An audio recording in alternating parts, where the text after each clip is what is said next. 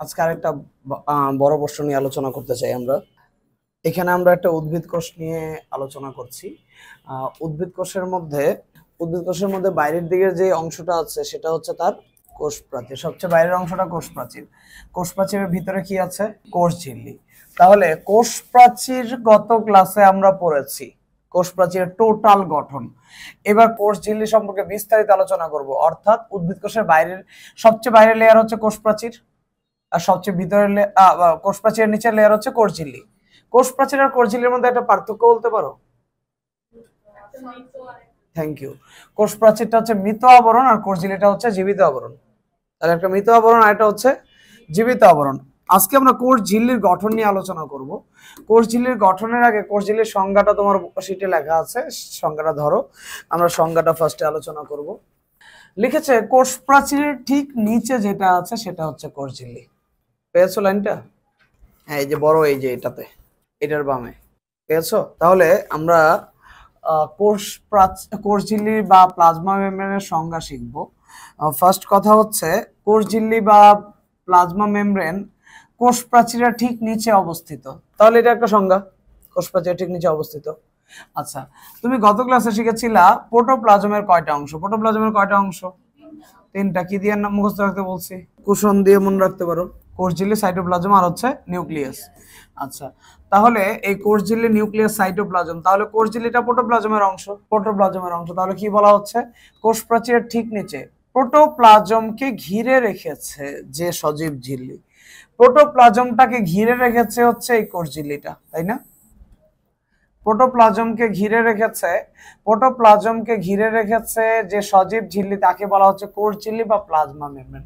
এখন কথা হচ্ছে যে কোষ ঝিল্লি কেন নাম দিল? ঝিল্লি মানে হচ্ছে পর্দা বা আবরণ। কোষের বাইরে হচ্ছে এই আবরণটা থাকে, তাকে বলা হচ্ছে কোষ ঝিল্লি বা কোষ পর্দা বা কোষ আবরণ। আচ্ছা, এটাকে ইংলিশে বলা হয় সেল মেমব্রেন, মানে কোষের পর্দা বা কোষের আবরণ। আর একটা নাম দিয়েছে প্লাজমা মেমব্রেন। এই নামটা বেশি ব্যবহৃত হবে ইন্টারে, প্লাজমা মেমব্রেন। প্লাজমা মানে কি? প্লাজমা মানে এক ধরনের গঠন, কোষের গঠন। কোষের গঠনকে বলে প্লাজমা। ভিতরে সাইটোপ্লাজম আছে, প্রোটোপ্লাজম আছে, গঠনকে বলে প্লাজমা। আর গঠনের বাইরে, কোষের গঠনের বাইরে একটা পর্দা বা আবরণ রয়েছে, তাই একে বলা হচ্ছে প্লাজমা মেমব্রেন, মানে কোষের গঠনের চারদিকে একটা আবরণ বা পর্দা।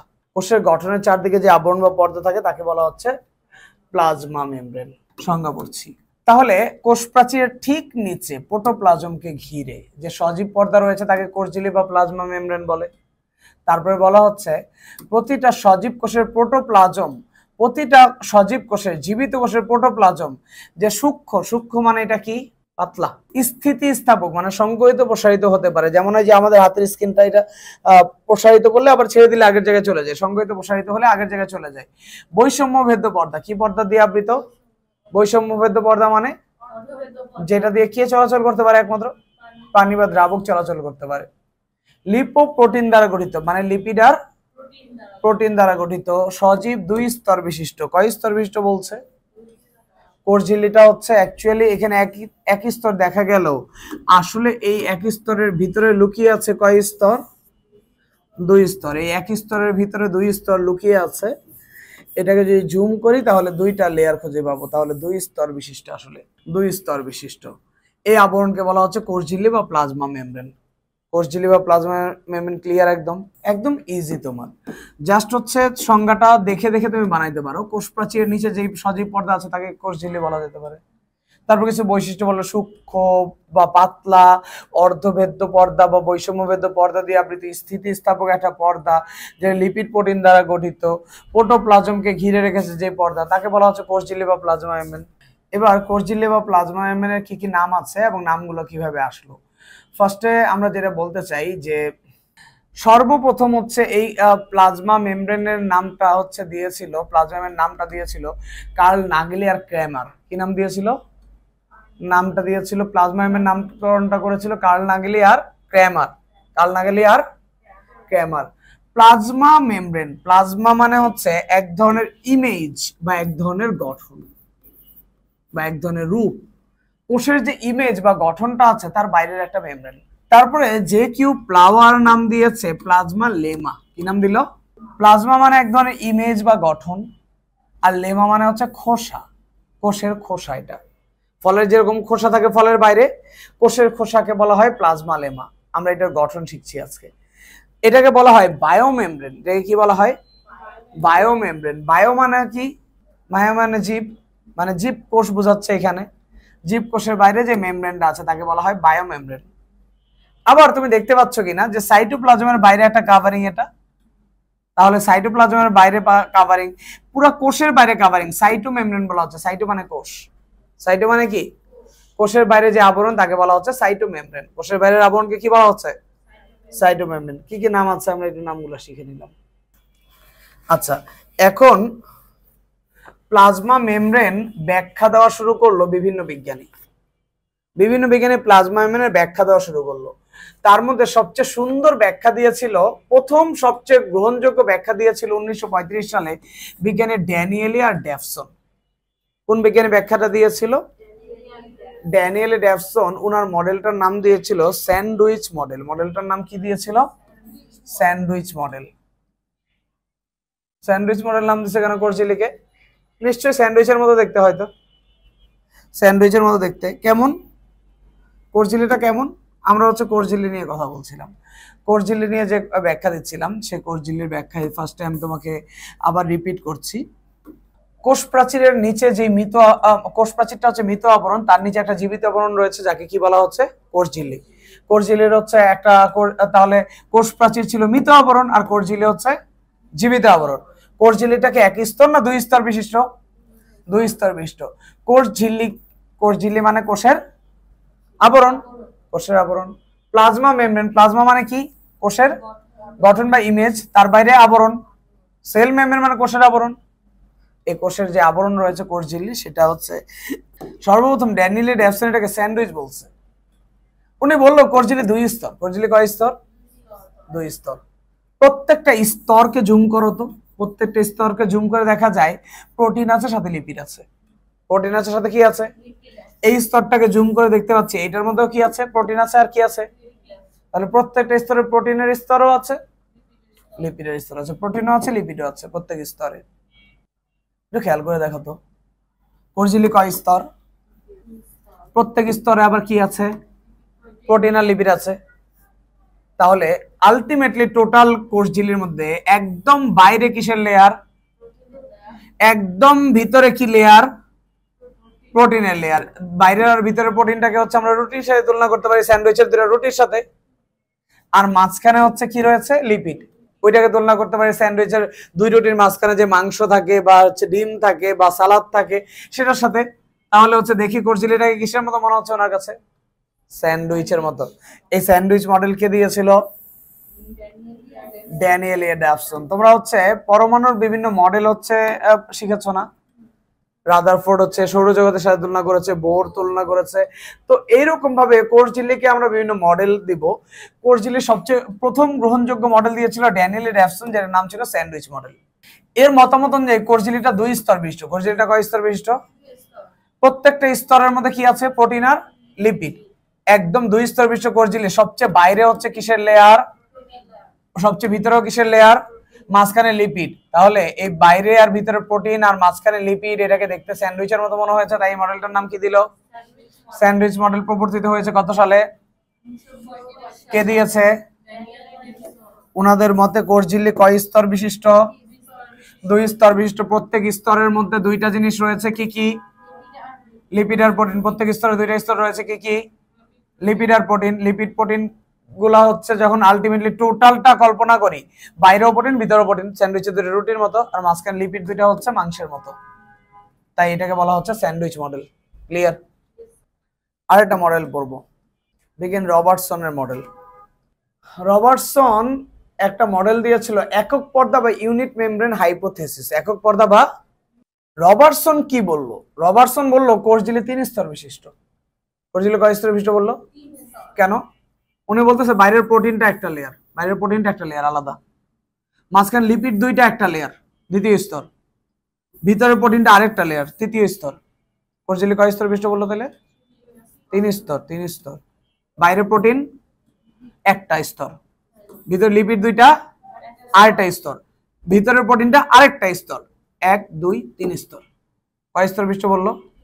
এটা ভুল, আসলে ওইটাই সঠিক ছিল। এটা এক স্তর আর এটাই সঠিক ছিল। কিন্তু রবার্টসনেরটা কেন শিখতেছি, রবার্টসন একটা ইম্পর্টেন্ট একটা নোটিশ দিয়েছিল আমাদেরকে। কোষ ঝিল্লি হচ্ছে রবার্টসনের মতে কোষ ঝিল্লি কয় স্তর বিশিষ্ট? উনি বলেছে কোষ ঝিল্লি পিএলপি দ্বারা গঠিত। কি দ্বারা গঠিত?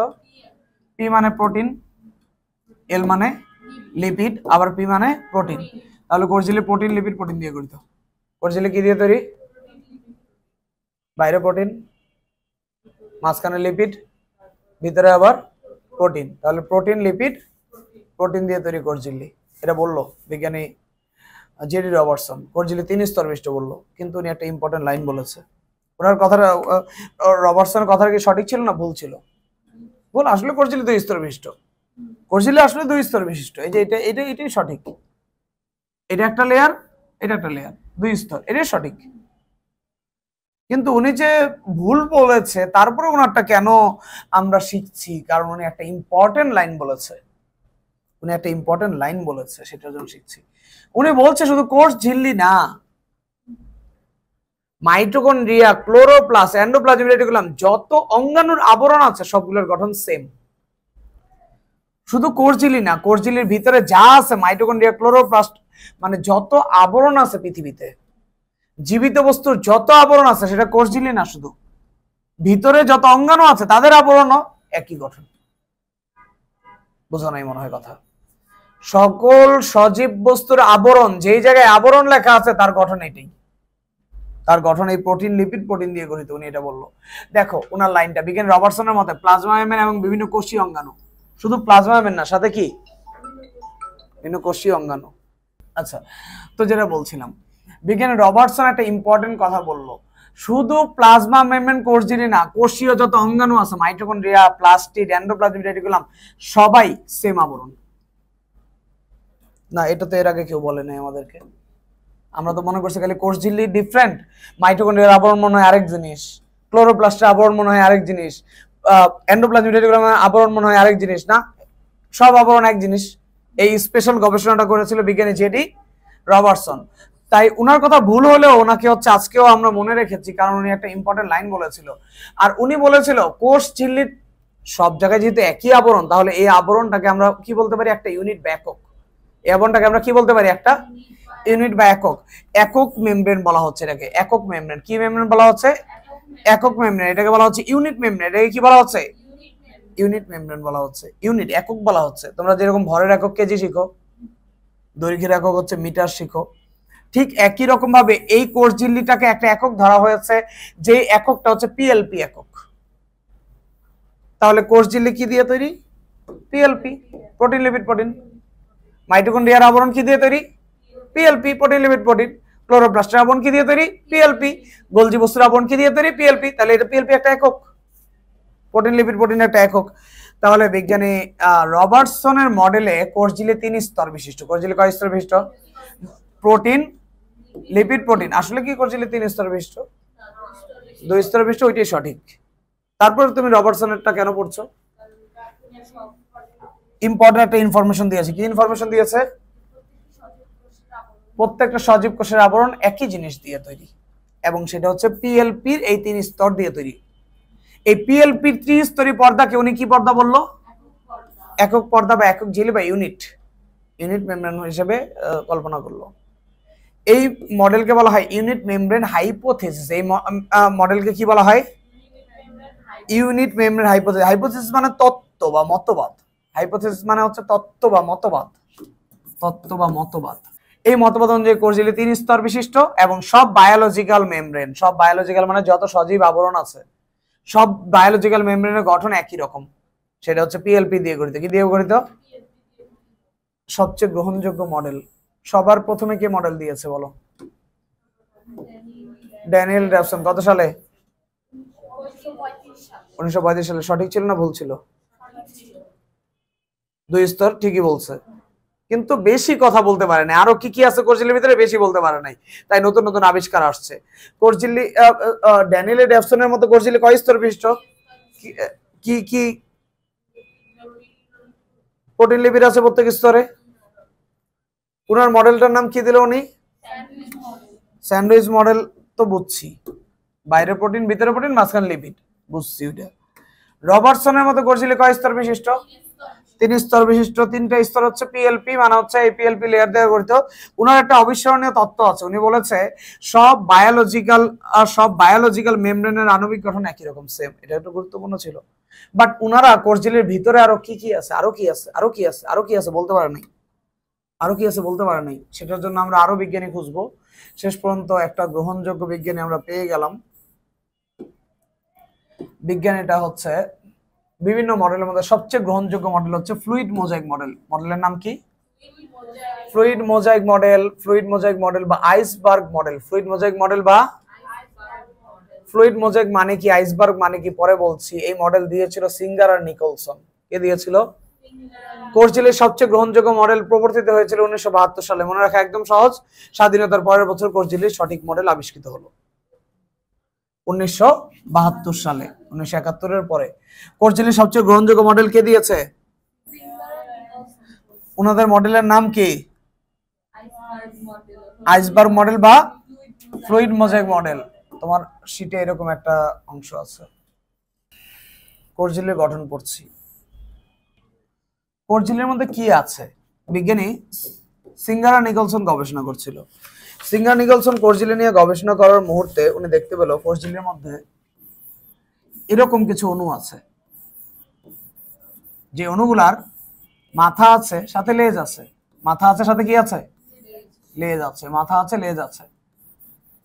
এই অণুগুলা তোমাদের চিত্র আকারে দেখতে পাচ্ছ, কিভাবে আঁকছি? এইভাবে হচ্ছে চিত্রটা আঁকতে হবে। আচ্ছা, তো বিজ্ঞানী সিঙ্গার নিকলসন দেখলো এটা একটা লেয়ার না, এটার হচ্ছে কয়টা লেয়ার? আচ্ছা, এই জিনিসটা কি জিনিস একটু বলে নেই। এই জিনিসটা আর কিছুই না, এই জিনিসটার হচ্ছে মাথা আছে, লেজ আছে। মাথা আছে আর কি আছে? লেজ আছে। এখানে মাথাটা হচ্ছে ফসফেট দিয়ে তৈরি। মাথাটা কি দিয়ে তৈরি? আর হচ্ছে লেজটা হচ্ছে ফ্যাটি অ্যাসিড দিয়ে তৈরি। লেজটা কি দিয়ে তৈরি? Fatty acid is a fat molecule, মানে হচ্ছে এটা লিপিড জাতীয় পদার্থ। ফ্যাটি অ্যাসিড নাম কেন? ফ্যাট বানায়, ফ্যাট বানায় মানে এটা কি? লিপিড, লিপিড জাতীয় বস্তু।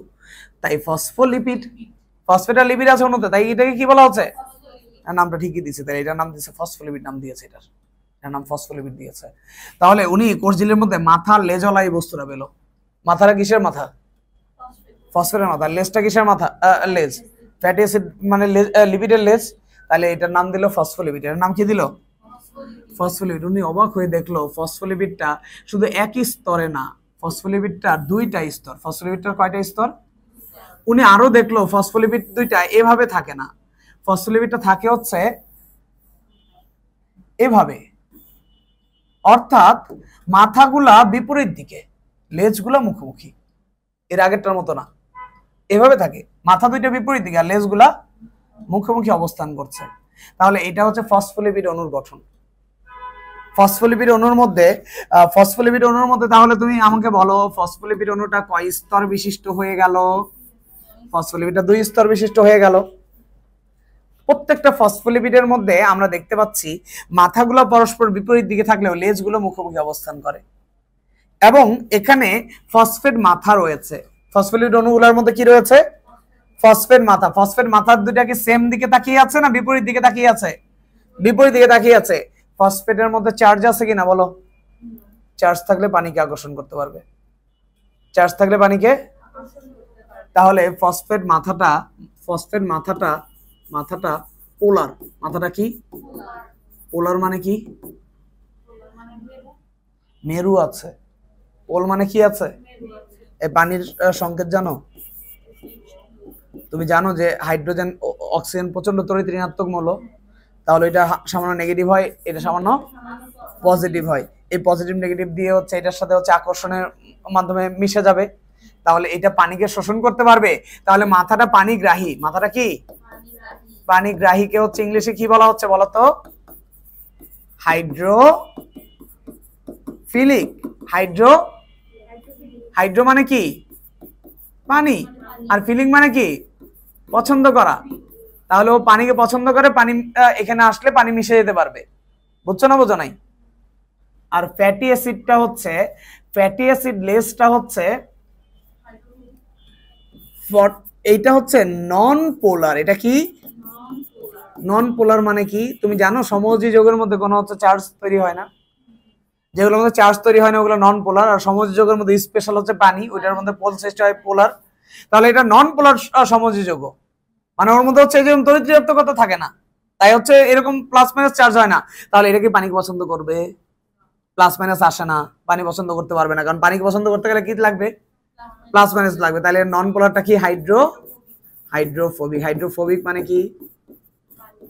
হাইড্রো মানে পানি, আর ফোবিয়া মানে কি? ভয় পাওয়া। তাহলে পানিকে সে ভয় পায়, পানিকে সে বিকর্ষণ করে। পানিকে সে কি করে? একটা তেল পানির উপর ছেড়ে দাও, তেল কি পানিতে মিশতেছে? কেন মিশে না? সমযোজী যৌগ, সমযোজী যৌগ, নন পোলার সমযোজী যৌগ, হাইড্রোফোবিক, পানিতে মিশে না। তাহলে আমরা এখানে ফসফোলিপিড অণুটা নিয়ে কথা বললাম। কোষ ঝিল্লিতে ফসফোলিপিডের কয়টা লেয়ার? দুইটা লেয়ার। বাইরের দিকে ফসফোলিপিডের হচ্ছে কি থাকে? বাইরের দিকে মাথা, ভিতরে ভিতরের দিকে লেজ। মাথাগুলো পরস্পর বিপরীত দিকে থাকে, আর লেজগুলা মুখোমুখি থাকে। লেজগুলা মুখোমুখি থাকে। এর মধ্যে হচ্ছে মাথাটা ফসফেট দিয়ে তৈরি, আর লেজটা লিপিড দিয়ে তৈরি বা ফ্যাটি অ্যাসিড দিয়ে তৈরি। আচ্ছা, যেটা বলছিলাম, তাহলে কোষ ঝিল্লির মধ্যে ফসফোলিপিডের কয়টা স্তর? দুইটা স্তর। ফসফোলিপিড কিভাবে হয়েছে? মাথা আর হচ্ছে লেজ। মাথাটা ফসফো বা ফসফেট দিয়ে তৈরি, আর লেজটা হচ্ছে লিপিড দিয়ে তৈরি, তাই এটার নাম কি দেওয়া হয়েছে? ফসফোলিপিড। মাথাটা হচ্ছে পরস্পর বিপরীত দিয়ে থাকে, ফসফেট দিয়ে তৈরি। যেহেতু চার্জ আছে তাহলে পানিকে আকর্ষণ করতে পারবে, তাই এটা হচ্ছে পানিগ্রাহী বা হাইড্রোফিলিক, পানিকে পছন্দ করে। আর লেজটার মধ্যে চার্জ তৈরি হয় না, তাই এটা নন পোলার। এটা হচ্ছে হাইড্রোফোবিক, পানিকে ভয় পায় বা পানিকে অপছন্দ করে। মাথা লেজের সংযোগস্থলে কিছু আছে কিনা? হ্যাঁ, বিজ্ঞানে দেখেছে মাথা লেজের সংযোগস্থলে ওদের জয়েন করানোর জন্য রয়েছে গ্লিসারল। সংযোগস্থলে কি রয়েছে? গ্লিসারল। তাহলে মাথা লেজের সংযোগস্থলে কি রয়েছে? গ্লিসারল। একটা গুরুত্বপূর্ণ শব্দ এখন হচ্ছে আমরা পড়ব। একটা অণুর মধ্যে দুই ধরনের বৈশিষ্ট্য। ফসফোলিপিড একটা অণু না? ফসফোলিপিডের মধ্যে একটা অণুর মধ্যে দুই ধরনের বৈশিষ্ট্য, পানি শোষণকারী অংশ আছে, পানি বিকর্ষণকারী অংশ আছে। পোলার যৌগ আছে এখানে, নন পোলার যৌগও আছে। এই ধরনের যৌগ এর আগে তোমরা শুনো নাই। ইন্টারে এই ধরনের যৌগ মাঝে মধ্যে আমরা পাবো। একটা যৌগের মধ্যে দুই ধরনের বৈশিষ্ট্য, একটা যৌগের মধ্যে দুই ধরনের বৈশিষ্ট্য। একই জিনিস এটার মধ্যে একটা পানিকে আকর্ষণ করছে, একটা পানিকে বিকর্ষণ করছে। একটা পোলার চার্জ আছে, একটা নন পোলার চার্জবিহীন। এই ধরনের বৈশিষ্ট্য সম্পন্ন মৌলকে বলে অ্যামফিপ্যাথিক। এই ধরনের বৈশিষ্ট্য সম্পন্ন মৌলকে কি বলা হয়? অ্যামফিপ্যাথিক। তোমার শিটে লেখা আছে, পেয়েছো কিনা? অ্যামফিপ্যাথিক। অ্যামফি মানে কি? অ্যামফিবিয়া নাম শুনছো? অ্যামফিবিয়া, অ্যামফিবিয়া নাম ক্লাস 8-এ পড়েছো। অ্যামফিবিয়া মানে উভচর, উভচরকে অ্যামফি বলা হয়। অ্যামফি মানে হচ্ছে উভয়, প্যাথ মানে হচ্ছে ফিলিংস। দুই ধরনের ফিলিংসই আছে। তোমার বন্ধু মাঝে মধ্যে ভাত দেখলে হচ্ছে বিরক্ত হয়ে যায়, আবার মাঝে মধ্যে ভাত ছাড়া ঘুমাইতে পারে না, ভাত ছাড়া বাঁচবে না। কয়দিন যখন ওকে পোলাও খাওয়ানো হয় তারপর বলে যে না, ভাত ছাড়া বাঁচব না আমি। তাহলে ওর মধ্যে দুই ধরনের ফিলিংসই আছে। তাহলে এই মৌলের মধ্যে দুই ধরনের ফিলিংস আছে, তাই এটাকে কি বলা হয়? অ্যামফিপ্যাথিক। হলো এটা। কোষ ঝিল্লির মধ্যে কিছু প্রোটিন আছে। কোষ ঝিল্লির মধ্যে কিছু কি আছে? প্রোটিন। এটাকে বলা হয় মেমব্রেন প্রোটিন। কোষ ঝিল্লির প্রোটিন গুলোকে বলে মেমব্রেন প্রোটিন। এই যে সেটা এখানে লেখা আছে, মেমব্রেন প্রোটিন। কোষ ঝিল্লির মধ্যে কিছু প্রোটিন আছে। কি প্রোটিন? Membrane protein. তাকাও, সেটা তাকাও আগে, এখানে তাকাও। মেমব্রেন প্রোটিন তিন ধরনের, এ, বি, সি। এই তিনটা মেমব্রেন প্রোটিন নিয়ে কথা বলবো, এ, বি, সি। প্রথমে আমরা একটা মেমব্রেন প্রোটিন আঁকি, একটা মেমব্রেন প্রোটিন আঁকি। দেখো, এই মেমব্রেন প্রোটিনটা দেখে তুমি এটা বোঝার চেষ্টা করো, তারপরে আমি আরেকটা মেমব্রেন প্রোটিন আঁকি, সেটা বোঝার চেষ্টা করো। এই দুইটা মেমব্রেন প্রোটিনের মধ্যে কি পার্থক্য আছে বলো আমাকে। প্রধান পার্থক্য তুমি বলতে পারলা না। তিনটা মেমব্রেন প্রোটিনের মধ্যে কি পার্থক্য করতে পারো তুমি? তিনটার প্রধান পার্থক্য হচ্ছে একটা জাস্ট মেমব্রেনের প্রান্তে টাচ করে আছে, আরেকটা একটু ঢুকেছে, আর এটা এক প্রান্ত থেকে আরেক প্রান্ত পর্যন্ত টাচ করে দুই প্রান্তকে ছেদ করেছে। তাহলে মেমব্রেন প্রোটিনের বৈশিষ্ট্য পড়ছিলাম, মেমব্রেন প্রোটিনের বৈশিষ্ট্যের মধ্যে ফার্স্টে বললাম একটা হচ্ছে জাস্ট মেমব্রেনে টাচ করে আছে, এটাকে বলা হয় পেরিফেরাল প্রোটিন। এটাকে কি বলা হয়? পেরিফেরাল। এটাকে বলা হয় পেরিফেরাল। পেরিফেরাল মানে হচ্ছে প্রান্তীয় প্রোটিন। পেরিফেরাল মানে কি? প্রান্ত। পেরি মানে চারপাশে, পেরি মানে কি? চারপাশে। ফেরাল মানে হচ্ছে বহনকারী, মানে চারপাশে বা প্রান্তে বহনকারী প্রোটিনকে বলা হয়, বা প্রান্তীয় প্রোটিনকে বলা হয় পেরিফেরাল প্রোটিন। প্রান্তীয় প্রোটিনকে বলা হয় পেরিফেরাল প্রোটিন। প্রান্তে লেগে আছে, সেটা বাইরের প্রান্তে লাগুক আর ভিতরের প্রান্তে লাগুক, ভিতরে ঢুকে নাই, ভিতরে না ঢুকলে এটাকে কি বলা হয়? Peripheral protein. আর যেটা একটু ভিতরে ঢুকেছে ওইটাকে বলা হয়, একটু ভিতরে ঢুকেছে এটাকে বলা হয় লিপিড সম্পৃক্ত প্রোটিন। এটাকে কি বলা হয়? লিপিড সম্পৃক্ত প্রোটিন। সম্পৃক্ত মানে কি? সম্পর্কিত। সম্পর্কিত মানে তোমার ভিতরে ওর পরিচয়টা আছে। সম্পৃক্ত মানে কি? সম্পর্কিত, তোমার সাথে ওর পরিচয় আছে, তোমার ভিতরে ওর পরিচয়টা আছে। লিপিড সম্পৃক্ত মানে লিপিডের সাথে সম্পর্ক আছে, লিপিডের ভিতরে ঢুকতে পারছে। ওর লিপিডের সাথে সম্পর্ক নেই, লিপিডের ভিতরে ঢুকতে পারেনি, তাই প্রান্তে আছে। আর এটা লিপিডের সাথে সম্পর্ক আছে, লিপিডের ভিতরে একটু ঢুকেছে। তাহলে এটা লিপিড কোরে সম্পৃক্ত। কোথায় সম্পৃক্ত? কোরে সম্পৃক্ত। কোর মানে কি? কোর মানে হচ্ছে হৃদয়। লিপিডের হৃদয়ে ঢুকতে পারছে, এটা লিপিড কোরে বা লিপিড অণুর ভিতরে ঢুকতে পেরেছে, এটাকে বলা হয় লিপিড সম্পৃক্ত প্রোটিন। আরেকটা হচ্ছে 3 নম্বরে বলছে আরেকটা প্রোটিনের নাম, সেটা হচ্ছে ইন্টিগ্রাল প্রোটিন। কি বলা হচ্ছে? Integral protein. ইন্টিগ্রালের হচ্ছে বাংলা হচ্ছে আন্তঃঝিল্লি। ইন্টিগ্রালের বাংলা কি? আন্তঃঝিল্লি মানে দুই ঝিল্লি টাচ করছে, বাইরে কেউ টাচ করছে, ভিতরে টাচ করছে। আর ইন্টিগ্রাল মানে হচ্ছে সম্পূর্ণ। ইন্টিগ্রাল মানে কি? মানে সম্পূর্ণটা জুড়ে আছে, সম্পূর্ণটা জুড়ে আছে। তাহলে কোষ ঝিল্লিতে হচ্ছে ফার্স্টে তুমি বললা 2 স্তর আছে কিসের? ফসফোলিপিডের। 2 স্তর আছে কিসের? ফসফোলিপিডের মধ্যে ঢুকে ঢুকে আছে কে? প্রোটিন। প্রোটিন কয় ধরনের প্রোটিন আছে? প্রান্তে টাচ করে থাকলে প্রান্তীয় প্রোটিনকে কি বলা হয়? লিপিডের মধ্যে সম্পৃক্ত বা ঢুকে থাকলে কি বলা হয়? দুই প্রান্তে টাচ করলে সম্পূর্ণ স্তর জুড়ে থাকলে কি বলা হয়? ইন্টিগ্রাল। এবার আরেকটা জিনিস পড়বো, তোমার শীটের মধ্যে আমি দেখাচ্ছি, তাকায়ও, শীটের মধ্যে দেখাচ্ছি। এটা হচ্ছে গ্লাইকো ক্যালিক্স পড়বো। গ্লাইকো ক্যালিক্সে 2টা জিনিস পড়বো, গ্লাইকোলিপিড, গ্লাইকোপ্রোটিন। পেয়েছো শীটের মধ্যে? এখানে তাকাও, এই যে গ্লাইকো ক্যালিক্স এটা পড়বো, গ্লাইকোলিপিড পড়বো, গ্লাইকোপ্রোটিন পড়বো। এটা গ্লাইকো শব্দের অর্থ কি? গ্লাইকো শব্দের অর্থ হচ্ছে মিষ্টি বা শর্করা জাতীয় বস্তু। মিষ্টি বা কি জাতীয় বস্তু? কিছু শর্করা জাতীয় বস্তু। তাকায়ও, কিছু শর্করা জাতীয় বস্তু আমরা দেখতে পাচ্ছি এই জায়গাটায় লাগানো আছে, এই যে এই জায়গাটায় লাগানো আছে, শর্করা জাতীয় বস্তুটা এই জায়গায় লাগানো আছে। এই জায়গাটা, এই জিনিসটা কি? হলুদটা কি? ফসফোলিপিড। ফসফোলিপিডকে সংক্ষেপে বলবো এখন, শুধু লিপিড বলবো। তাহলে গ্লাইকো বা শর্করার চেইন কার সাথে লেগে আছে? তাই এটার নাম গ্লাইকোলিপিড। এই অণুটার নাম কি হবে এখন? গ্লাইকোলিপিড। এখন দেখো আরেকটা শর্করার চেইন কোথায় লেগে আছে বলো? প্রোটিনের সাথে লেগে আছে না? তাহলে এটার নাম কি হবে? গ্লাইকোপ্রোটিন। তাহলে গ্লাইকোলিপিড, গ্লাইকোপ্রোটিন এটা হচ্ছে শর্করার চেইন। লিপিডের সাথে থাকলে গ্লাইকোলিপিড, প্রোটিনের সাথে থাকলে গ্লাইকোপ্রোটিন। এটা কোথায় দিলাম? এগুলা কি বাইরে দিলাম না ভিতরে দিলাম? গ্লাইকো গুলা, শর্করার চেইন গুলা বাইরে দিলাম না ভিতরে দিলাম? বাইরে দিছি, ভিতরে দেয়নি। এটা বাইরেই থাকে, ভিতরে থাকে না। এই দুইটাকে একত্রে বলা হয়, গ্লাইকো ক্যালিক্স। গ্লাইকো ক্যালিক্স মানে কি? ক্যালিক্স মানে কি? ক্যালিক্স শব্দের অর্থ জানো তুমি? ক্যালিক্স শব্দের অর্থ জানো তুমি? ফুলের মধ্যে হচ্ছে ক্যালিক্স বা বৃতি পাওয়া যায় না? বৃতির ইংলিশ ক্যালিক্স পড়ো নাই কখনো? ক্যালিক্স মানে বৃতি। বৃতি মানে কি? বৃতি মানে কি? বেষ্টনকারী। বৃতি মানে কি? তাহলে বাইরের দিকে বেষ্টন করে রেখেছে, আবৃত করে রেখেছে একটা শর্করার আবরণ, শর্করার চেইন, যাকে বলা হয় গ্লাইকোক্যালিক্স। যাকে কি বলা হচ্ছে? গ্লাইকোক্যালিক্স। আবৃতকারী বা বেষ্টনকারী অংশকে বলা হচ্ছে গ্লাইকোক্যালিক্স। আবৃতকারী বা বেষ্টনকারী অংশকে কি বলা হচ্ছে? গ্লাইকোক্যালিক্স। গ্লাইকোক্যালিক্স। আচ্ছা, তোমাকে গ্লাইকোক্যালিক্সকে একটা ইম্পর্টেন্ট নাম দেওয়া হয় যে সেল সারফেস রিকগনাইজার।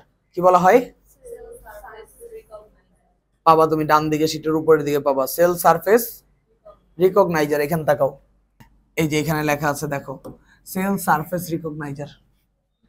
সেলের বাইরের সারফেস না ভিতরের সারফেস কি দেখে চিনতে পারবা? তাকাও এখানে, প্রোটিন দেখে চিনতে পারবা? প্রোটিন এখানেও থাকতে পারে, এখানেও থাকতে পারে। প্রোটিন দেখে চেনা যাবে না, কি দেখে চেনা যাবে?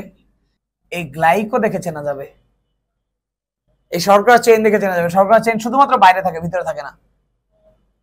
তাহলে তোমাকে যদি আমি বলি এটা কোনটা বাইরের সারফেস কোনটা ভিতরের সারফেস, তুমি এই গ্লাইকো গুলা দেখে বলবা স্যার এটা বাইরের সারফেস, এটা ভিতরের সারফেস না। ভিতরের সারফেসে তার শর্করা চেইন থাকতে পারে না। তাহলে সেল সারফেস রিকগনাইজার, সেলের কোনটা বাইরের স্তর কোনটা ভিতরের স্তর বুঝতে সহায়তা করলো কে? এই গ্লাইকোক্যালিক্স। গ্লাইকোক্যালিক্স দুই ভাগে বিভক্ত, একটা লিপিডের সাথে শর্করা চেইন থাকতে পারে, আর এটা হচ্ছে প্রোটিনের সাথে শর্করা চেইন থাকতে পারে। লিপিডের সাথে শর্করা চেইন থাকলে তাকে কি বলা হয়? গ্লাইকোলিপিড। আর প্রোটিনের সাথে শর্করা চেইন থাকলে তাকে কি বলা হয়? গ্লাইকোপ্রোটিন। বুঝছি না বুঝি নাই? কোষের মধ্যে আরেকটা ইম্পর্টেন্ট অণু রয়েছে, আমি তোমাকে দেখাচ্ছি, তাকাও এই জায়গাটায়। এটা হচ্ছে কোলেস্টেরল অণু। এটা কি অণু?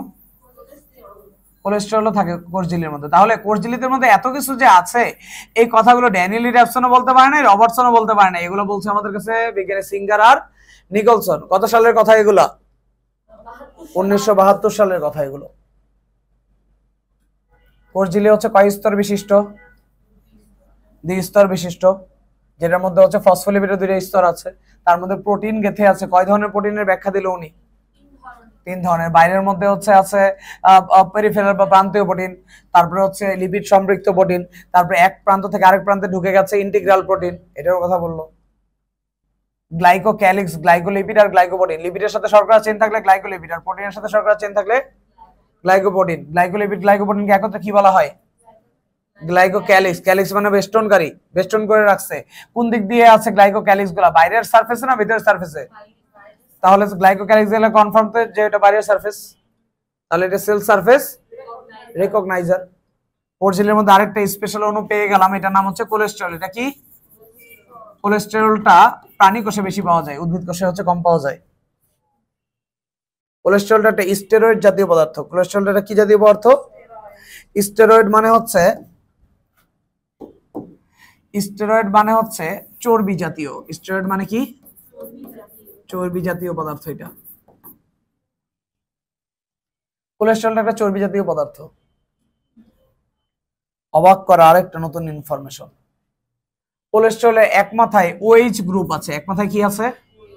যেটা পানি গ্রাহী, এবং অন্য আরেকটা মাথা আছে পানি বিকর্ষী। কোলেস্টেরলের সংকেত তুমি যখন কোষ রসায়ন চ্যাপ্টারে যাবা বোটানি 3য় অধ্যায়ে, তখন তোমাকে আমি কোলেস্টেরলের সংকেত শিখাবো। এরকম ভাবে কোলেস্টেরলের সংকেত শিখাবো। এখন তোমাকে আমি দেখাচ্ছি জাস্ট। কোলেস্টেরলের এই সংকেতের মধ্যে এখানে ওএইচ আছে, আর ওএইচ কি charge? Minus charge. Minus charge, তাহলে ওএইচটা পানিকে পছন্দ করবে, পানিগ্রাহী হবে। এই চার্জ থাকলে পানিকে পছন্দ করে।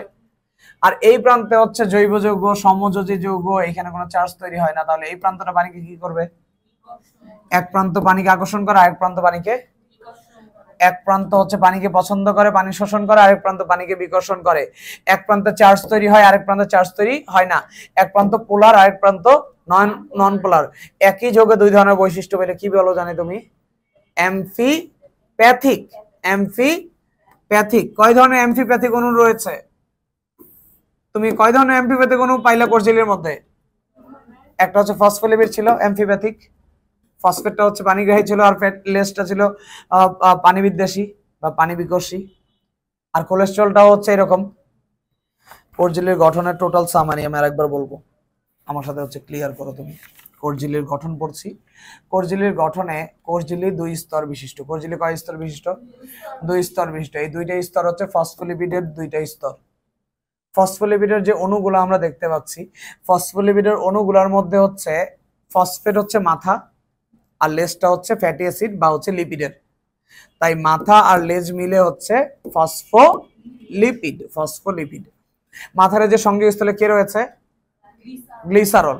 মাথার যে সংযোগস্থলে কি রয়েছে? গ্লিসারল। মাথাগুলো বিপরীত দিকে থাকে আর লেজগুলো পরস্পর মুখোমুখি থাকে। এখানে আমরা দেখতে পাচ্ছি মাথায় যেহেতু ফসফেট মানে চার্জ আছে, তাহলে সে পানির সাথে হচ্ছে আকর্ষণ করবে, যেহেতু চার্জ তৈরি হলে পানিকে আকর্ষণ করা যায়। আর লেজটা ফ্যাটি অ্যাসিডের নন পোলার, এটার মধ্যে কোনো চার্জ তৈরি হয় না, পানিকে আকর্ষণ করবে না। তাহলে মাথাটা পানিগ্রাহী, পানি আকর্ষী, আর লেজটা হবে পানি বিকর্ষী, হাইড্রোফোবিক, হাইড্রোফিলিক। তো হাইড্রোফিলিক, হাইড্রোফোবিক দুই ধরনের বৈশিষ্ট্য সম্পন্ন এই অণুকে কি বলা হয়? অ্যাম্ফিপ্যাথিক। অ্যাম্ফিপ্যাথিক। অ্যাম্ফি মানে হচ্ছে কি? উভয়। অ্যাম্ফিবিয়া মানে উভচর, যে জীব উভয় জায়গায় থাকে, পানিতেও থাকে, ডাঙায়ও থাকে, উভচর। আর অ্যাম্ফিপ্যাথিক মানে উভয় ফিলিংস বা উভয় ধরনের বৈশিষ্ট্য যার আছে। ফসফোলিপিড অণুগুলোর মাঝখানে মাঝখানে আমি তোমাকে হচ্ছে এখন দেখাতে চাই ফসফোলিপিড অণুগুলোর মাঝখানে মাঝখানে কি আছে। এগুলো ফসফোলিপিড অণুগুলোর মাঝখানে মাঝখানে কি ঢুকে আছে? প্রোটিন। প্রোটিন কয় ধরনের আছে? প্রান্তে যে প্রোটিন আছে তাকে বলা হয় পেরিফেরাল। পেরিফেরাল মানে হচ্ছে চারপাশে জুড়ে যেটা হচ্ছে রয়েছে, চারপাশে বহন করছে। আর এটা হচ্ছে লিপিড সম্পৃক্ত, মানে লিপিডের ভিতরে একটু ঢুকেছে, এটাকে বলা হয় লিপিড সম্পৃক্ত প্রোটিন, যেটা লিপিড কোরে ঢুকা আছে বা লিপিডের হৃদয়ের মধ্যে ঢুকে আছে। আর এটা হচ্ছে ইন্টিগ্রাল, মানে সম্পূর্ণ স্থান জুড়ে রয়েছে, যেটা আন্তঃঝিল্লি প্রোটিন, সম্পূর্ণ স্থান জুড়ে রয়েছে যেটা। তোমাকে আমি একটু আগে বললাম যে এটার মধ্যে শর্করার চেইন থাকতে পারে। শর্করার চেইনকে আমরা বলি গ্লাইকো। শর্করার চেইনকে আমরা কি বলি? গ্লাইকোটা যদি লিপিডের সাথে লাগানো থাকে তাকে কি বলা হবে? আর গ্লাইকোটা যদি প্রোটিনের সাথে লাগানো থাকে গ্লাইকোলিপিড। গ্লাইকোপ্রোটিনকে একত্রে বলা হয় গ্লাইকোক্যালিক্স। ক্যালিক্স মানে হচ্ছে আবরণ দেওয়া আছে বাইরে। এই গ্লাইকোক্যালিক্স কি ভিতরের সারফেসে থাকতে পারবে? শুধু গ্লাইকোক্যালিক্স গুলো কোথায় পাওয়া যায়? বাইরের সারফেসে। তাই গ্লাইকোক্যালিক্স গুলো হচ্ছে সেল সারফেস রিকগনাইজার। কোষঝিল্লির মাঝখানে মাঝখানে কোলেস্টেরল থাকতে পারে। কোলেস্টেরল থাকতে পারে। কোলেস্টেরলটার মধ্যে একটা পানিগ্রাহী অংশ আছে, OH। পানিগ্রাহী অংশ আছে যেটা কি? OH। আর একটা পানি বিদ্বেষী অংশ রয়েছে। তাহলে এটাও কি? অ্যাম্ফিপ্যাথিক। আলোচনা কোষঝিল্লির শেষ হয়ে গেল। আমি কি আরেকবার বলবো না পারবা? কোষঝিল্লির গঠনে কোষঝিল্লি কয়টা অংশ দিয়ে গঠিত হলো বলো? কোষঝিল্লি 3টি অংশ দিয়ে গঠিত হলো। একটা হচ্ছে ফসফোলিপিডের বাইলেয়ার। ফসফোলিপিডের বাইলেয়ার। আরেকটা হচ্ছে প্রোটিন। কয় ধরনের প্রোটিন? আর এটা হচ্ছে গ্লাইকোলিপিড, গ্লাইকোপ্রোটিন মিলে গ্লাইকোক্যালিক্স। আর এটা আছে কোলেস্টেরল। কোষঝিল্লির গঠনে কোষঝিল্লি কয়টি অংশ দিয়ে গঠিত? সবচেয়ে আধুনিক ব্যাখ্যা ফ্লুইড মোজাইক মডেল অনুযায়ী কোষঝিল্লি কয়টি অংশ দিয়ে গঠিত? 4টা অংশ দিয়ে গঠিত। 4টা অংশ দিয়ে গঠিত। সবচেয়ে বাইরের দিকে যে অংশটা আছে সেটা প্রথমে হচ্ছে কি? ফসফোলিপিডের বাইলেয়ার। ফসফোলিপিড বাইলেয়ারের মধ্যে কি আছে? প্রোটিন। তারপরে প্রোটিন, তারপরে কি আছে? শর্করার আবরণ, শর্করা চেইন, গ্লাইকোক্যালিক্স। তারপর কি আছে? কোলেস্টেরল। কিন্তু আমার কথা হচ্ছে কোষঝিল্লিকে কেন ফ্লুইড মোজাইক মডেল নাম দেওয়া হলো?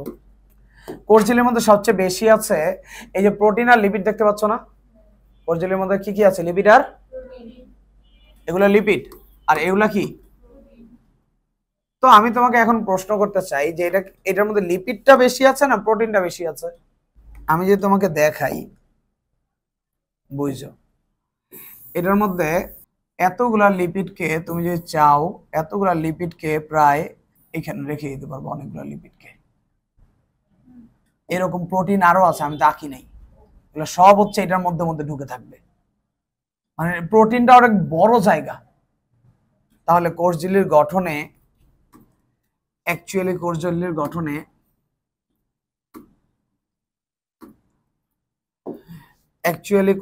গঠনে প্রোটিন বেশি থাকে। তোমার শীটে লেখা আছে, এই অংশটা খুঁজে বের করো। এই অংশটা আছে বইয়ের মধ্যে, অন্য পৃষ্ঠায় আছে। এই চিত্রটা যাও, এটা আছে তোমার শীটের মধ্যে আছে, এটাতেও আছে। এটা খুঁজে বের করো। পেয়েছো? কোষঝিল্লির মধ্যে প্রোটিন কত পার্সেন্ট? লিপিড কত পার্সেন্ট? তার লিপিড বেশি না প্রোটিন বেশি? প্রোটিন বেশি। কিন্তু আমার কথা হচ্ছে এটাকে ফ্লুইড মোজাইক মডেল নাম দিল কেন? ফ্লুইড মোজাইক মডেল নাম দিল কেন এটারে? দেখছে এই যে এগুলো হচ্ছে ফসফোলিপিড না, এগুলো ফসফোলিপিড না, বিজ্ঞানে দেখছে এই ফসফোলিপিডের বাই লেয়ারটা, ফসফোলিপিডের কয়টা লেয়ার, ফসফোলিপিড বা লিপিডের দুইটা লেয়ার, তাই তো? ফসফোলিপিডের দুইটা লেয়ার সবসময় সচল থাকে, কাঁপে, ঠোকাঠুকি করে, মানে গুতাগুতি করে, গুতাগুতি করে লাফালাফি করে। কোরজিলের লেয়ার দুইটা লাফালাফি করতে থাকে, লাফাইতে থাকে, লাফাইতে থাকে দেখে এটাকে ফ্লুইডের মতো মনে হয়, লাফাইতে থাকে দেখে এটাকে কিসের মতো মনে হয়, ফ্লুইডের মতো মনে হয়, তাই এটাকে নাম দিয়েছে ফ্লুইড, ফ্লুইড। আর প্রোটিন গুলা হচ্ছে দেখে মনে হয় একটা পাথর দিয়ে করা শিল্পকর্ম ফ্লুইডের মধ্যে ভেসে রেখে দেওয়া আছে, এই জন্য এটাকে নাম দিয়েছে মোজাইক। মোজাইক মানে পাথর দিয়ে করা শিল্পকর্ম, কারুকাজ। তাহলে কোষ ঝিল্লির মধ্যে হচ্ছে ফসফোলিপিড অণুগুলো সবসময় কাঁপে, লাফালাফি করে, ঠোকাঠুকি করে, গুতাগুতি করে, তাই ফসফোলিপিডটাকে কিসের মতো মনে হয়, ফ্লুইডের মতো। আর এর মধ্যে থাকা প্রোটিন গুলাকে কিসের মতো মনে হয়, শিল্পকর্ম বা মোজাইকের মতো মনে হয়, তাই এটাকে কি নাম দিয়েছে, ফ্লুইড মোজাইক মডেল। তাই এটাকে কি নাম দিয়েছে, ফ্লুইড মোজাইক মডেল। বাস্তবে হচ্ছে দেখতে এরকম হয়। এটা হচ্ছে ফসফোলিপিডের বাইলেয়ার, তুমি দেখতে পাচ্ছ যে ফসফোলিপিডের বাইলেয়ার, এই যে মাথা, ফ্যাটি অ্যাসিডের লেজ, মাথাগুলো পরস্পর বিপরীত দিকে, আর লেজগুলো মুখোমুখি অবস্থান করছে। ফসফোলিপিড কি হচ্ছে, চুপচাপ বসে আছে না পরস্পর হচ্ছে গুতাগুতি করে লাফালাফি করছে, মনে হচ্ছে পানির ঢেউ। তাই এই ফসফোলিপিডটাকে বিজ্ঞানী সিঙ্গা নিকলসন যখন মাইক্রোস্কোপে দেখেছে, ওনার কাছে মনে হয়েছে পানি ঢেউ খেলে যাচ্ছে, তাই এটাকে নাম দিয়েছে উনি ফ্লুইড। আর এর মধ্যে থাকা পাথর মানে প্রোটিন গুলাকে, এই প্রোটিনটার নাম কি, পেরিফেরাল বা প্রান্তীয় প্রোটিন। এই প্রোটিনটার নাম কি, লিপিড সম্পৃক্ত প্রোটিন। Thank you. এটার নাম কি, ইন্টিগ্রাল প্রোটিন, সম্পূর্ণ স্থান জুড়ে রয়েছে। এই গঠন দেখে ওনার কাছে মনে হলো প্রোটিনগুলো তো সুন্দরভাবে সাজানো আছে পানির মধ্যে, দেখে মনে হচ্ছে শিল্পকর্ম, তাই ফ্লুইড মোজাইক নাম দিয়েছে। এই মডেলের আরেকটা নাম দিয়েছে ওনারা আইসবার্গ মডেল। আরেকটা নাম কি দিয়েছে, আইস মানে হচ্ছে কি বরফ, আর বার্গ মানে হচ্ছে পাহাড়, বিশাল পাথর। সমুদ্রের মাঝখানে বিরাট বিরাট বরফের টুকরা পড়ে থাকে, পাথরের মতো মনে হয় দেখতে, পাহাড়ের মতো মনে হয়। ঠিক বরফটা যেরকম হচ্ছে সমুদ্রের মাঝখানে মাঝখানে গোল গোল হয়ে পড়ে থাকে, বিজ্ঞানীর কাছে মনে হয়েছিল এই সমুদ্রের পানির মধ্যে, সমুদ্র হিমশৈল মডেল, সমুদ্রের পানির মধ্যে কি মডেল, এটা হিমশৈল মডেল। মানে হচ্ছে এটা হচ্ছে সমুদ্রের পানি, এই যে ফ্লুইডটা হচ্ছে সমুদ্রের পানি, ফসফোলিপিডটা হচ্ছে সমুদ্রের পানি, সমুদ্রের পানির মধ্যে হিমশৈল বরফের টুকরা মডেল, বুঝছো কিনা, বরফের টুকরা মডেল। তাই এটাকে নাম দিয়েছে হচ্ছে হিমশৈল মডেল বা বরফখণ্ড মডেল। এখন একটা গুরুত্বপূর্ণ প্রশ্ন করব আমরা, কেন এটাকে ফ্লুইড মোজাইক বা আইসবার্গ মডেল নাম দিয়েছে? বলছে যে ফসফোলিপিড অণুগুলো সবসময় সচল থাকে, দেখো তোমার শীটের মধ্যে দেওয়া আছে। বলছে ফসফোলিপিড অণুগুলো সবসময় কি চুপ থাকে না সচল থাকে, কাঁপতে থাকে, কাঁপতে, ঠোকাঠুকি করে, লাফিয়ে ওঠে, গুতাগুতি করে লাফিয়ে ওঠে, পানির ঢেউ যেমন লাফিয়ে ওঠে এরকম ঢেউর মতো লাফিয়ে ওঠে। তাই এটাকে তরলের সাথে মনে হয় বা সমুদ্রের পানির মতো মনে হয়। আর প্রোটিন অণুগুলো হচ্ছে সুন্দর শিল্পকর্ম, প্রোটিন অণুগুলোকে মনে হয় মোজাইক করা পাথরের মতো, অথবা মনে হয় হিমশৈল বরফের শিলা পাথরের মতো, আইসবার্গের মতো। তাই সমুদ্রের পানির হিমশৈল মডেল অথবা আইসবার্গ মডেল অথবা ফ্লুইড মোজাইক মডেল নাম দেওয়া হয়েছে। বুঝছি। আরেকটা গুরুত্বপূর্ণ প্রশ্নের অ্যান্সার বুঝে যাও, ফ্লিপ ফ্লপ মুভমেন্ট কাকে বলে? কি মুভমেন্ট পড়বো? Flip flop. ফ্লিপ ফ্লপ মানে কি? যারা ড্যান্স করে ওরা হচ্ছে ফ্লিপ ফ্লপ শব্দটা ইউজ করে, লাফ দেয় তারপর পড়ে যায়, লাফানিকে বলা হয় ফ্লিপ ফ্লপ, লাফালাফিকে কি বলা হয়? Flip flop. ফ্লিপ মানে হচ্ছে উপরে উঠা, আর ফ্লপ মানে ওই যে ফ্লপ করছে, বন্ধুরা ফ্লপ করে মানে কি? পড়ে গেছে। ফ্লিপ মানে হচ্ছে উপরে উঠা, আর ফ্লপ মানে নিচে পড়া, এই লাফালাফি, এগুলোকে ফ্লিপ ফ্লপ বলে। কোষ ঝিল্লির মধ্যে ফ্লিপ ফ্লপ মুভমেন্ট আছে। কোষ ঝিল্লির মধ্যে কি মুভমেন্ট আছে? ফ্লিপ ফ্লপ মুভমেন্ট বুঝাবো, তাকাও। কোষ ঝিল্লির মধ্যে ফসফোলিপিড অণুটা সবসময় সচল থাকে, ফসফোলিপিড অণু সবসময় কি থাকে? সচল, কাঁপতে থাকে, ঠোকাঠুকি করে পরস্পরের সাথে কি ওঠে? লাফিয়ে ওঠে, স্তরের মধ্যে স্থান চেঞ্জ করতে পারে, একটার সাথে আরেকটা আবার কি করতে পারে? স্থান চেঞ্জ করতে পারে। পানি যখন ঢেউ খায় পানিটা স্থান চেঞ্জ করে না, ওই জায়গার পানিটা এখানে চলে আসলো, ওরাও এইভাবে ঢেউ খায় পানির মতো। আমি তোমাকে দেখাচ্ছি, তাকাও। এখানে কিছু কি অণু এঁকেছি বলো? কিছু ফসফোলিপিড অণু এঁকেছি। ফসফোলিপিড অণুগুলো কি চুপ থাকে না, পরস্পর হচ্ছে ঠোকাঠুকি গোতাগুতি করতেই থাকে, গোতাগুতি করতে থাকে। প্রথমে লাল কালারটা সবুজ কালারে দিল এক গুতা, সবুজ কালারে যখন গুতা দেয় সবুজ কালারটা আনন্দে লাফ দিয়ে উপরে উঠে যায়। যখন উপরে উঠছে লালটা হচ্ছে ওর জায়গা দখল করে ফেলছে, তখন সবুজটা কি করে, অক্ষ বরাবর ঘুরে, লম্বভাবে ঘুরে ওর জায়গা দখল করে। তাহলে এই যে এইভাবে আসলো ঢেউয়ের মতো। লাইনটা কি আবার পড়ি। কোষ ঝিল্লিটা অনেকটা তরল পদার্থের নাই, একই স্তরের মধ্যে হচ্ছে ওরা ঘুরছে, এরা পরস্পর একই স্তরে স্থান পরিবর্তন করলো। তুমি দেখো লাল কালারটা তার স্থান চেঞ্জ করেছে, পরস্পর লম্ব অক্ষ বরাবর ঘুরলো, লম্ব অক্ষ বরাবর একই স্তরে ঘুরেছে। আবার হচ্ছে এইটা হলুদটা, লালটা দেয় নীলটারে গুতা, নীলটারে গুতা দিলে নীলটা হচ্ছে লাফ দিয়ে উপরে চলে আসে, আবার লালটা হচ্ছে তার জায়গা দখল করে ফেলে। এইভাবে হচ্ছে আরেকটা অবস্থা আমরা দেখতে পেলাম, এটা আবার লম্ব বরাবর ঘুরে ওর জায়গা দখল করে ফেললো।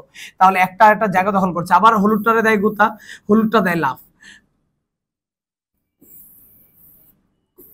হলুদটারে গুঁতো দিলে হলুদটা দেয় লাভ, লালটা হচ্ছে হলুদের জায়গা দখল করে ফেলে, হলুদটা তো নিচে আর জায়গা পাচ্ছে না, তখন লম্ব বরাবর ঘুরে ওর জায়গায় চলে আসে। এই যে এই ধরনের মুভমেন্ট চলতেছে, this movement is called flip flop. একটা উপরে উঠতেছে আর একটা নিচে নামতেছে, ফ্লিপ ফ্লপ মুভমেন্ট। তো ফ্লিপ ফ্লপ মুভমেন্ট হচ্ছে কার মধ্যে দেখা গেল, ফসফোলিপিড অণুর মধ্যে। কার মধ্যে দেখা গেল, ফসফোলিপিড অণুগুলো ঠোকাঠুকি করে, একজন একই স্তরের মধ্যে তার স্থান চেঞ্জ করে, এই ঘুরতে থাকে পরস্পর। এই ধরনের মুভমেন্টকে বলা হয় ফ্লিপ ফ্লপ মুভমেন্ট। ক্লিয়ার? কিছু সংজ্ঞা আছে, এগুলো একটু পড়াই দিতে চাই। পেয়েছো? সেটার মধ্যে এই পৃষ্ঠাটা পেয়েছো কিনা দেখো। মাইক্রোভিলাই একটা সংজ্ঞা বলবো। কি? মাইক্রো মানে ক্ষুদ্র, আর ভিলাই মানে হচ্ছে চুলের মতো অঙ্গ। তোমার মনে আছে প্রাণী কোষ আঁকার সময় বাইরের দিকে যেরকম ছোট ছোট ছোট ছোট অংশ দিয়ে রাখতা, এরা মাইক্রোভিলাই। এরা কি? মাইক্রোভিলাই। আমাদের এই রকম হচ্ছে মাইক্রোভিলাই ওয়ালা কোষগুলো বেশি পাওয়া যায় কোথায় জানো? পেটের নাড়িভুঁড়িতে। তুমি জানো পেটের নাড়িভুঁড়িতে খাদ্য শোষণকারী অংশকে কি বলা হয়? ভিলাই। খাদ্য শোষণকারী অংশকে কি বলা হয়? ভিলাইয়ের মধ্যে অনেক চুলের মতো অংশ থাকে যাদেরকে বলা হয় মাইক্রোভিলাই। আমি তোমাকে দেখাচ্ছি, দেখো। আমাদের পেটের নাড়িভুঁড়িতে, তুমি হচ্ছে পেটের নাড়িভুঁড়ি যদি দেখো, পেটের নাড়িভুঁড়ির ভিতরে অসংখ্য ভিলাই রয়েছে। পেটের নাড়িভুঁড়ির মধ্যে অসংখ্য উঁচু উঁচু জায়গা রয়েছে, এরকম উঁচু উঁচু অংশগুলোকে বলা হয় ভিলাই। এই ভিলাইয়ের মধ্যে খাদ্য শোষিত হয়। সেই ভিলাইয়ের মধ্যে আরো অসংখ্য হচ্ছে ছোট চুলের মতো অঙ্গ রয়েছে পেটের নাড়িভুঁড়ির কোষগুলোতে। এই ছোট ছোট অংশগুলোকে কি বলা হয়? মাইক্রোভিলাই। প্রাণী কোষ থেকে এই মাইক্রোভিলাই গুলো বের হয়েছে। এই মাইক্রোভিলাই থাকার উপকারিতা কি জানো? মাইক্রোভিলাই থাকার উপকারিতা কি? এই মাইক্রোভিলাই থাকার উপকারিতা কি? মাইক্রোভিলাই থাকার উপকারিতা হচ্ছে পানিটা বেশি শোষিত হবে। তোমার নরমালি একটা কাপড়ে যতটুকু পানি ধরবে, কাপড়ের মধ্যে যদি অনেক আঁশ থাকে, কম্বলের আঁশের মতো, ওইটাতে পানি বেশি অ্যাবজর্ব করবে। এটা কম্বলকে তুমি হচ্ছে পানিতে ভেজানোর পর তুলতে পারবে না, একটা মানুষ তুলতে পারে না। কেন? এটা এত পানি ধরলো কেন? এত আঁশ বেশি আছে। তাহলে আমাদের পেটের নাড়িভুঁড়িতে অন্ত্রের এপিথিলিয়াল কোষে মানে বাইরের কোষে অসংখ্য মাইক্রোভিলাস থাকে, কারণ পেটের এই জায়গাটার মধ্যে যত খাবার আছে তার দিয়ে পুষ্টিটা শুষে নিতে হবে, এবং বেশি পুষ্টি শোষণ করার জন্য এই চুলের মতো অংশগুলো আল্লাহ দিয়েছে। এটাকে বলা হয় মাইক্রোভিলাস। মাইক্রো মানে ক্ষুদ্র, আর ভিলাস মানে চুলের মতো অঙ্গ, ক্ষুদ্র চুলের মতো অঙ্গ, এগুলোকে বলা হয় মাইক্রোভিলাই। ঠিক আছে? কোষের শোষণ অঞ্চলের আয়তনটা বাড়িয়ে দেয়। এটা কোষের শোষণ অঞ্চলের আয়তনটা কি করে? নরমাল একটা হচ্ছে কোষ যতটুকু শোষণ করতে পারতো, মাইক্রোভিলাস থাকার কারণে বেশি শোষণ করতে পারছে। প্রতি কোষে কয়টা করে মাইক্রোভিলাস থাকতে পারে? 3000টা করে থাকতে পারে। আরেকটা ইম্পর্টেন্ট জিনিস শিখবো আমরা, সেটা হচ্ছে ডেসমোসোম। তো ডেসমোসোম জিনিসটা কি একটু অর্থটা বুঝিয়ে আগে। ডেজমা মানে বন্ধন, গত ক্লাসে পড়াইলাম প্লাজমোডেজমাটা। প্লাজমোডেজমাটা মানে হচ্ছে দুইটা পরস্পর কোষের প্লাজমা বা হচ্ছে যে সাইটোপ্লাজম আছে, তরল আছে, তার মধ্যে যে বন্ধন হয় তাকে বলা হয় প্লাজমোডেজমাটা। এখানেও আছে ডেজমো। ডেজমো মানে বন্ধন হবে, সোম মানে বস্তু। তুমি দেখতে পাচ্ছ দুইটা কোষকে হচ্ছে এই যে এই গোল বস্তুগুলো হচ্ছে জয়েন করায় রাখছে, এটাকে বলা হয় প্লাজমোডেজমাটা। এটাকে কি বলা হয়? প্লাজমোডেজমাটা, বন্ধন করায় রাখছে।